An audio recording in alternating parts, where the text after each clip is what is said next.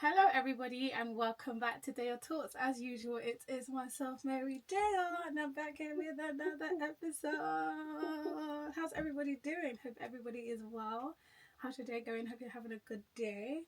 Right, let's get straight into the episode. Hello Abby. Hello. How are you? I'm good. How are you? I'm good, not too bad. Lovely. So guys, I have a guest with me today. As this month, I was going to say today, but this month, as you may know or may not know, is Sickle Cell Awareness Month. So why not do an episode dedicated to, raising awareness on sickle cell? So I've got my lovely little sister Abby here with me. How are you? How are you, Abby? I'm good. I'm good. Yeah. How's your day? Feeling good. It was alright actually. Yeah, very chilled. What did you get up to? Football. You went to play football? No. Oh, okay. I was gonna say. Watched football. Chilled. Had breakfast.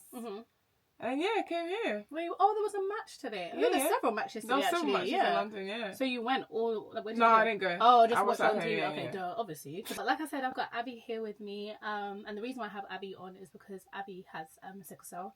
So I thought, why not have someone that has the sickle cell? I don't really like calling it disease, if I'm being honest. Fair. I know some people call it disease. I don't particularly like calling it disease. I was trying to find the right word, but I think maybe health condition. I think it sounds better for me. Yeah. But I don't know. I feel like disease makes it seem So scary. like it feels like I guess let's just get straight into it. So like for people that don't know what sickle cell is, in your terms, doesn't have to be like Medical. explain to people like what sickle cell is. Okay. So in my terms, sickle cell is when our red blood cells are shaped differently to the average person. It's a gene, like genotype disease, I would call it. Yeah, so it's just like we kind of get pains because our red blood cells are shaped differently. So the oxygen doesn't flow as it should through the kind of veins. Yeah. That's what it is. Yeah, that's what I saw as well online. It was saying that a normal person, the red blood cells will be round, whereas someone that has sickle cell is a bit more half crescent. Yeah, moon that's what I saw. How do you feel about that actually? Let's take it a bit back. When did you become aware that obviously you have sickle cell? I'm sure obviously your parents would have told you. Yeah. But at what point do you feel like you knew and then understood what you had? I think I knew in primary school. That's when I knew I had it. Obviously that's like lifelong thing, so obviously I'm born with it. But like when I actually became aware of I've got sickle cell is in primary school. When I actually understood what it was and how it affects me, maybe I want to say secondary school, more uni times. Yeah, secondary school, uni times when I was kind of like, okay, cool, like I have this is how it affects me, this is why it affects me, and this is what I need to do to kind of prevent it or kind of, stop the crises. Yeah. Let's talk about when you said how it affects you. Obviously, we know it's you just mentioned it actually. You said crises. What's that like for you? I know obviously different people have it in like different ways or different levels. How's it like for you? So a crisis is basically when your red blood cells are kind of struggling to get through English to the blood vessels. So the oxygen's obviously stop flowing there, and when the oxygen stops flowing, you kind of build up pain in that area all around your body. So for me, I mainly get crises around my back area. It could be anywhere in my back. It mostly affects people's joints. Sickle's joints it mostly affects. For me, it's definitely my back and maybe my back. I would say my back. Yeah. So what does it feel like then? It's actually a weird way to describe it. For me personally, it's like an aching pain, but it's also like a throbbing aching pain. Sometimes you get like sharp shooting pains, but mostly it's like an aching, throbbing pain. Like it's there, but it's just a bit like it's just there, and it's kind of like going like it comes in kind of waves. And it's not. Can you say there's ways to kind of like decrease the pain? Obviously, apart from painkillers, I don't think so. Really? Sometimes, like if my parents will give me like a massage when I'm in pain, cool. But other times I'm like, don't touch me because I physically can't. So when you go to the hospital then, because sometimes you end up going to the hospital, what do they do? Like, so when would you go to the hospital? That's a good question. I feel like I'm quite lucky in terms of English. Yeah, I feel like I'm quite lucky in terms of sickness because I don't get sick that often, and I'm quite good at managing it at home. So the only time I would go into hospital is when my pain medication is not doing enough. So at first I take paracetamol, and then it's cocodamol. Yeah, and then it's morphine or morph. That's my maximum. And if morphine don't work for me, call in the ambulance or going in straight away. And then what do they do, like, when you get there? Because we were talking about this earlier. You were saying how, like, a lot of people, well, a lot of, like, even doctors don't know, about sickle cell. Yeah. When you go to the hospital, like, what do they do? So the point where, like, okay, I need to go to the hospital now, what do they do at that point? So it depends if I need to go in the ambulance or not. If it's an ambulance that's taking me, they'll give me gas and air to relieve the pain. And then they'll obviously ask what I've had and like the time between it, and they will. So I think the ambulance only carries a certain amount of pain medication. Okay. So they'll either give me more morphine or something stronger. But for me, my highest is morphine. There's so many other medications that I know that other sicklers take that's way like more than morphine. That's actually doing like, you know, you're on it. But for me, morphine works for me. I don't know how, I don't know why, but morphine works. So for me, they're kind of okay. They just check me over, give me morphine, give me gas and air, and then that's about it. That's it. That's all they do in the hospital. Yeah. Like if I go in, obviously they do my observations, blood pressure. They might, if I ask for it, give me like a hot water bottle, but they don't really. I have to bring my own, and then they might fill it up. Also, like they're kind of cautious because obviously it can explode or like it can burn you. Yeah. But they mainly literally leave you, and you're either on gas and air. They mostly give you oxygen as well because obviously your oxygen levels will decrease when you're in pain. Okay. Especially because your body's not getting enough oxygen. Yeah. And then pain medication, and that's literally all they can do. How does that make you feel? It makes me feel a little bit annoyed because that's the maximum you can do. But also, I understand it-ish because what else do you, like, would you want me to do? Because it's actually inside of me, kind of thing, the pain. Nothing you can actually do physically. Yeah. Because sometimes it's like, the pain is so much that you can't, I don't want you to touch me. And even then, like, some nurses wouldn't be sitting there massaging, you know, where it kind of hurts. Yeah. But yeah, it's also known because obviously some nurses and doctors don't understand the variety of pain that you're actually in or how severe you're actually in it. So even though the most they can give you is painkillers, sometimes you might need it more frequently than the actual recommended amount. Some of them are like, oh, do you actually really need it? Like, oh, like, have you had someone say that to you before? To be fair, no, but I've heard like horror stories of people going in and it's like they need pain medication. The person I've taken too long to give it, or they're like, oh, actually, you can wait a little bit. Oh, wow. Like have paracetamol first. Paracetamol's not doing anything for someone who's in a crisis. Not doing anything. Yeah. But for them, because they can't actually physically see it, and they don't know how, they can't measure up how much pain you're actually in. Yeah. They're uncertain to give you the strong doses because obviously you can get addicted and you don't know like your past or like what you kind of what you've already been on. Yeah. So they're not really inclined to give you, you know, shut off the strong stuff. So what triggers your crisis then? I know you said you only feel it in your back. Yeah. So for me, it's stress. It's a big one for me. And I only learned that last year, 2 years ago, because of a job. Really? Yeah. Extreme weather changes. So let's say I've just gone gym and I'm hot, I'm sweaty. Yeah. If I go into a car that's fully AC blowing, I'm gonna get a crisis because of I've gone from being so hot to being so cold in the shortest time. My body's like, whoa, what's happening here? I think those are really my two main triggers. Like, that's what I've figured out over the years is like stress and also like the extreme weather changes.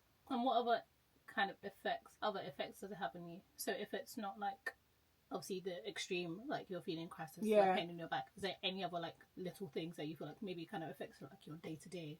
Or you just feel like it doesn't affect you at all? I feel like it does. So the full term is sickle cell anemia, which is like the full thing.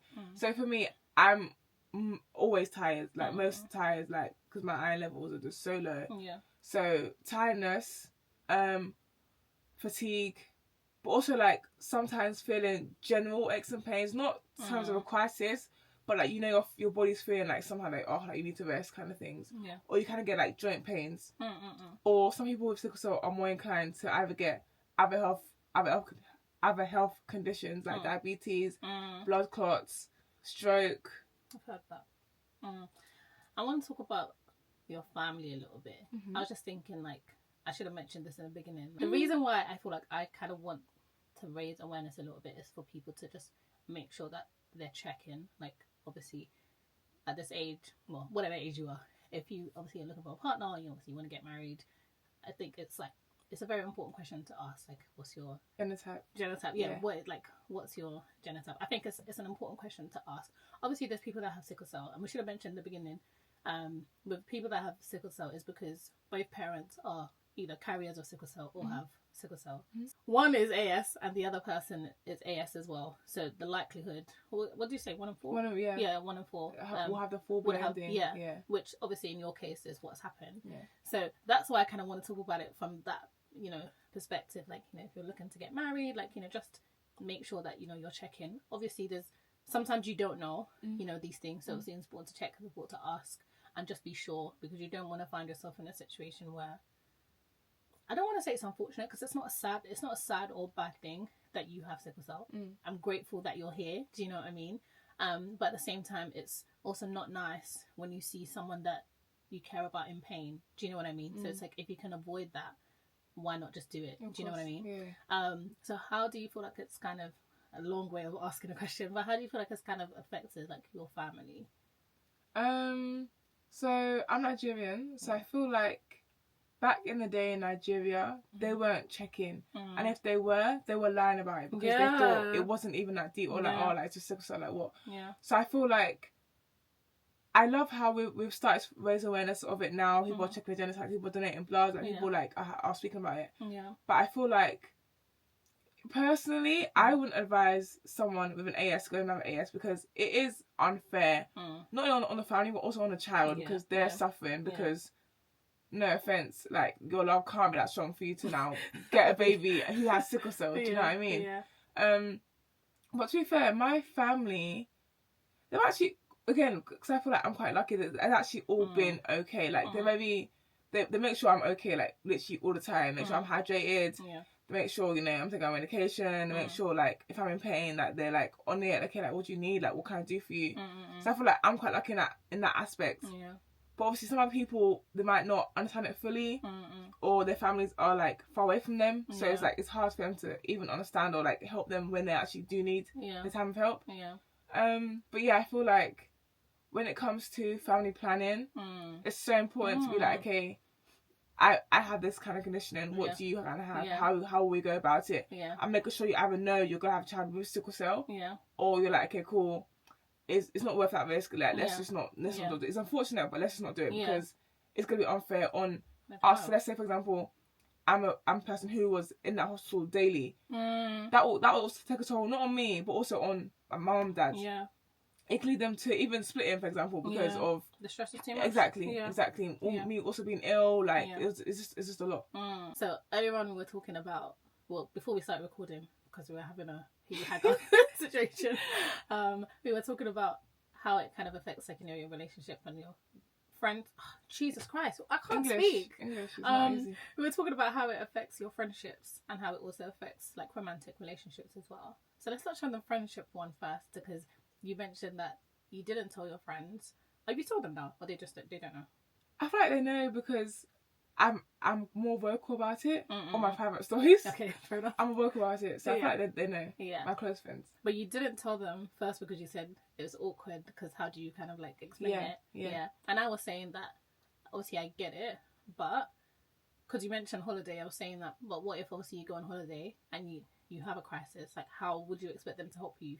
Do you know what I mean? If you don't kind of tell them. But like, what's, aside from it being weird, like, is there any other reason why you just feel like you just don't need to mention anything to anyone? I want to say, but I don't want to say at the same time, ashamed a little bit. Why? Just because, like, but the thing is with me, I feel like you could tell I've got something because my eyes are very jaundiced, so you can kind of tell. Well, occasionally they're very jaundiced, so you kind of tell. But for me, for example, it's like, okay, how do I even bring this up? Because it's not an everyday conversation. You never like kind of know what your friends are going through medical wise, unless you've seen them in a hospital or like there's something going on. It's like, okay, like, well, what's happening to you? That conversation doesn't really come about in friendships.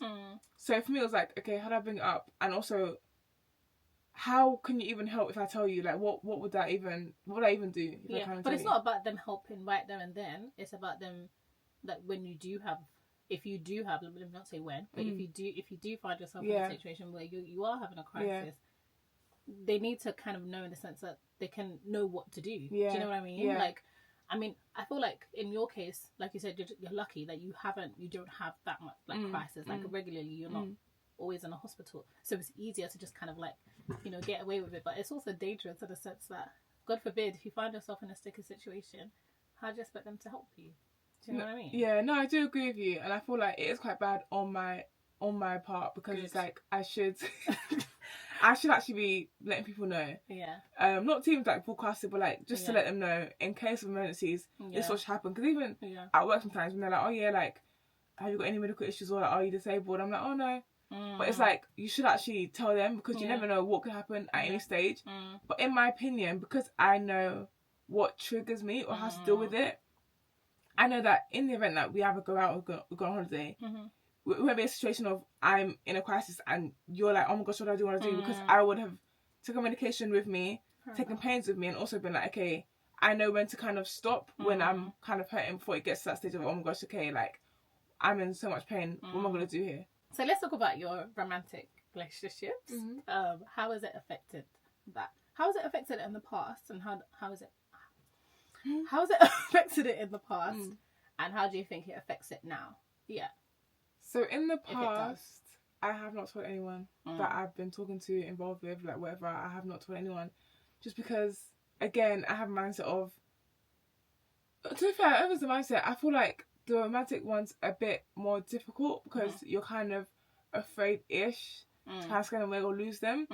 But at the same time, you need to let them know. Yeah. Because anything can happen. And also, like, if it does get to a stage of, okay, cool, like, we are planning to have a future together, or, like, let's say I get pregnant, they will need to know, oh, by the way, your child will have AS. Like, regardless of what gender you have, your child will have AS. Yeah.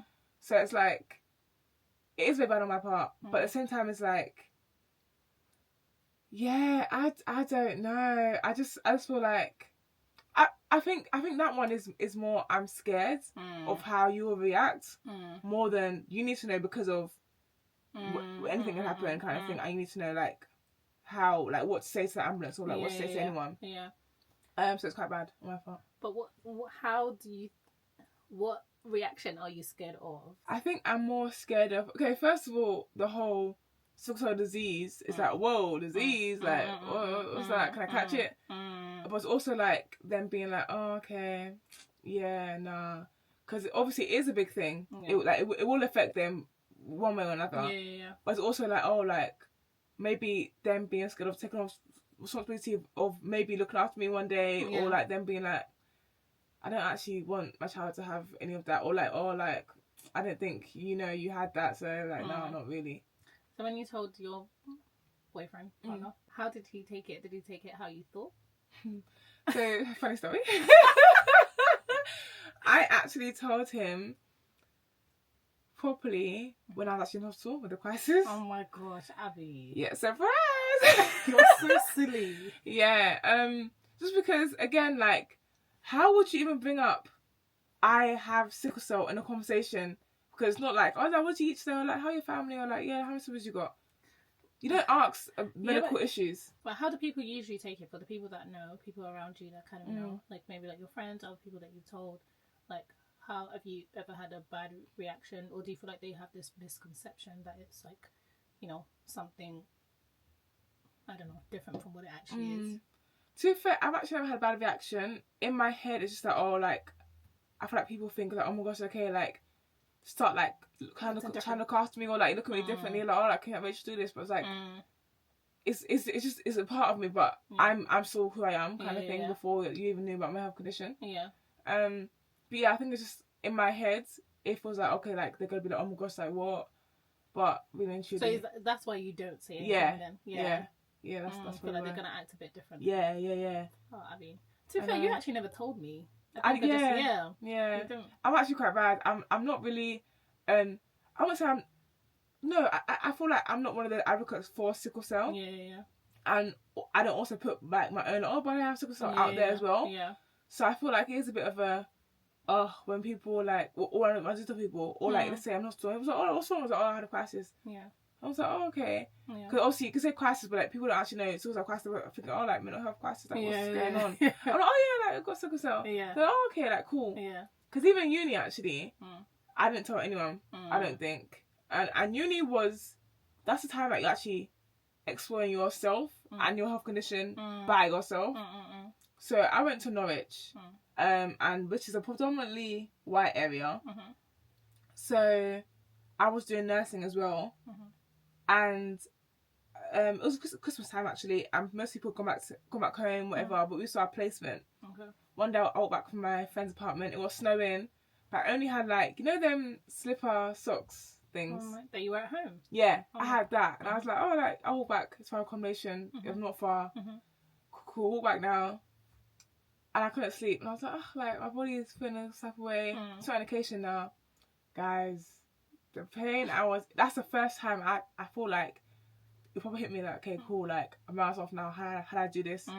I was scrambling, had to call the ambulance. I couldn't even speak. I was in so much pain. And the things, my family's not there. My friends are there. My family's not there. But they don't know that I've got sickle cell. Yeah. So it wasn't until I was in hospital. But I feel like I was fresh in hospital, like A&E kind of thing, and they came to visit me like, oh, what happened? I'm like, oh, I've got sickle cell. If it's on their faces, like they all dropped, they're like, oh my gosh, like, oh. But like I understood it because it's like, okay, cool, like we could have either come to help you during this time, or like even prevented it. Like let's say, okay, cool, like let's go outside, take a jacket, for example, or stay over, But yeah, that's when I actually feel like, okay, cool, like, and I feel like that's when they saw me most vulnerable as well, because I had a crisis on top of me saying, oh yeah, I have sickle cell, by the way. Yeah. So I feel like it was a very, oh my gosh moment. But no, I feel like in my head it was, I was reacting to how they would react rather than, okay, I need help right now. Yeah. Instead of me to kind of call them and be like, okay, cool, I've got sickle cell. Yeah. I need help right now. Can you like, let me know? Like, how can you help me? But like, they were very much okay with it. They were like, yeah, cool, like, okay, what could help? Like, we're gonna stay with you like literally all night. It was actually very nice. You know what I was thinking actually while you were talking, that in a way, even though I'm like, oh, like it's bad that you're not telling anyone, but it's also your story to tell. Yeah. Like if you don't want to tell, then you don't have to. Yeah. I think I'm only just saying it from the side of like, God forbid if something happened, it'd be nice to have someone that knows what to do if you're not able to do it yourself. Yeah. Do you know what I mean? Like, yeah. Yes, obviously you call the ambulance in the situation, but if you ever find yourself in a situation where you're in so much pain, somebody would be able to help. Do you know what I mean? Yeah. But again, it is your story to tell actually. So if you don't want to tell, you don't want to tell. Yeah. What's one thing that you wish young people would know about sickle cell? I think it needs to be broadcasted more. Maybe a bit more education on it, because obviously, let's say in science or like even in like when we're learning a few things about medical conditions, sickle cell isn't a thing that's kind of brought up. Maybe because it doesn't affect everyone. But at the same time, it needs to kind of be taught in kind of the black-ish areas or communities, because it's quite important. Also, I think it's quite important for people to know genotypes as well, like blood types. Like you actually need to test it.